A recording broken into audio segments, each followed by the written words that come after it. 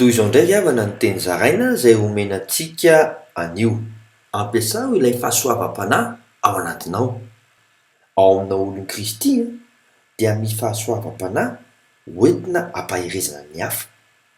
Ahako ny voasoratra ao amin'ny Rômanina toko voalohany andimy faha raika ambin'ny folo amin'ny anaran'i Jesosy hoe: fa manirahita anareo aho hanomezako anareo fahasoavam-panahy ho anareo mba hampaherezana ianareo.